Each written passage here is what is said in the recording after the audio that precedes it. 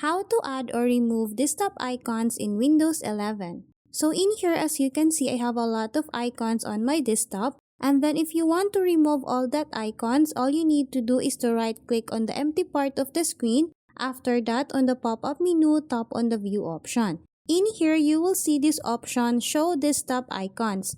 All we need to do is to disable this one, and then it will automatically remove all the icons that we have on our desktop. And then if you want to add back the icons, all you need to do is to repeat the process.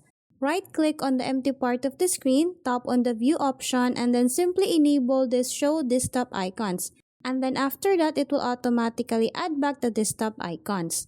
So that's how easy we can add or remove desktop icons in Windows 11. Thanks for watching, and if you find this video helpful, please don't forget to subscribe, hit the like button, and then the notification bell so you won't miss any of our future videos. See you on the next one.